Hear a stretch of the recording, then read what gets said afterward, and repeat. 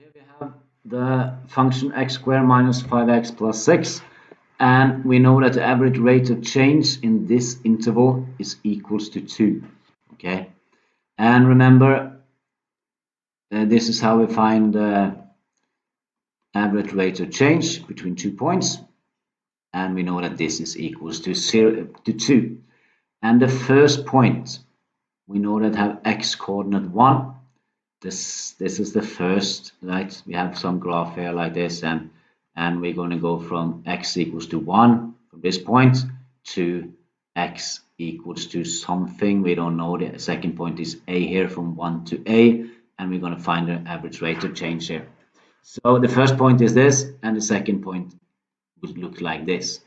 But I need the y coordinates here, and to find the y coordinates when a is equals to 1, I just put 1 into the function like this. So I get f of 1 is equals to 1 square minus 5 times 1 plus 6. So this is 1 minus 5, which is minus 4, plus 6 is 2.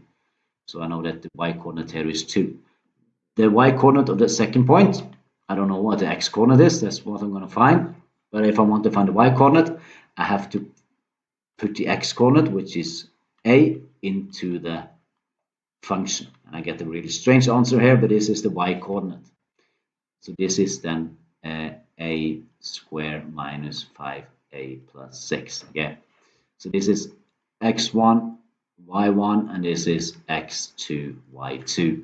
So I put it into this formula here. Y2 first, that's this strange thing here. This is y2, and then minus y1, which is 2, divided by x1, which is x2, sorry, it's 8, and x1 is 1. And I know that the answer should be equals to 2. Strange equation here. We have an equation with a fraction, and we always want to get rid of fraction. And if we have an equation, we can multiply with a denominator on each side. So I multiplied here a minus 1 on the left hand side, and on the right hand side, sorry, minus 1 it says there. And then I can do like this on the left hand side. So I get a squared minus 5a, and I just take plus 6 minus 2, which is plus 4. And then I multiply here, yes, just one time here, 2a minus 2 on the right hand side. And we get the second degree equation. I just move these over, so I get 5 minus 5a minus 2a, which is minus 7a, and I get 4 plus 2, which is plus 6, is equal to 0. And if you use the shortcut here, we see that the product should be equals to 6, and the sum should be equals to this number, but the opposite sign, which is 7. So I see that 1 and 6 is a brilliant answer here. So a has to be 1, or a has to be 6. But of course, a here can't be 1, because then we get the interval from 1 to 1, and that doesn't give any meaning. So that means that a has to be 6. So that's a. And let's then look at exercise B.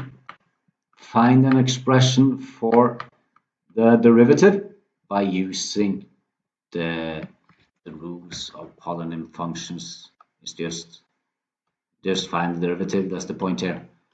And when I derivative x squared, I get 2x, and if I differentiate 5x, I get 5, and 6 disappears. So that was all we had to do in exercise B. And exercise C, find the equation for a tangent line which is parallel to the line between these 2 points. Okay, then I first have to find the equation for the line between those 2 points, and I can use the 1-point formula. And I know that I just need 1 point here. This is called the ett-punkts formula. Just need 1 point. I can use this point, which is the point 1, 2. So x1 is 1 and y1 is 2. But I also have to find the Stigningstal, the gradient for this line between these 2 points. I have 2 points here, and I need to find the gradient of these 2 points. But that's actually it is.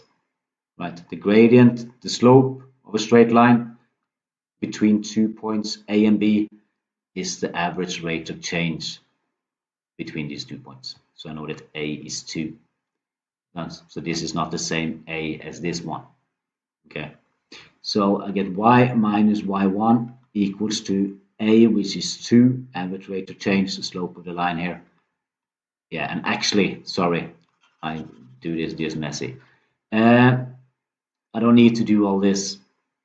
I want to find the equation of a tangent line, which is parallel to the line between these 2 points, and I know that the slope Stigningstal to the line between these 2 points is 2. Okay. And I want a tangent line which is parallel to this, so I want to find any tangent lines which has a slope of 2. So the Stigningstal function has to be equals to 2 because that is the slope of this line between these 2 points. So I'm going to solve this equation. So I get 2x minus 5, that's the derivative. Remember, that has to be equals to 2. So I get 2x, just move this over, equals to 7. So I get x is equals to 7 over 2. So that is the x-coordinate of the tangent point, where the tangent is parallel to this line. And then I have to find, now I can use the point gradient formula, that's Punkt's formula, to find the equation of the tangent line. And so remember, when you see, you should find tangent line on part 1, you just put up the 1-point formula, which is y minus y1 equals to a times x minus x1. And we know the gradient here, right? That is 2. And x1 is 7 over 2. That's the x-coordinate of this tangent point. But I also need to find y1, and then I have to put the x-coordinate into the function, and I get 7 over 2 square minus 5 times 7 over 2. This will be messy fractions here. And then to square the thing, multiply by itself, so I get 7 times 7 is 49. 2 times 2 is 4. And I get 35 over 2 plus 6. I will need more room for this, but let's do it in here. I have to get common denominator. I have to multiply by 2 up and down, so I get minus 70 over 4. And here the second bite, that's 6 over 1, multiplied by 4 up and down, so I get 24 over 4. So for 49 minus 70 is minus 21 plus 24. This will be 3 over 4. So this is y1, the y-coordinate of this point. So then I get this into the 1-point formula. Sorry, it's opposite. 3 over 4 is equals to a times x minus x1. So I get y minus 3 over 4, and then I multiply here, so I get 2x minus 14 over 2, which is the same as 7. So I get 7 here.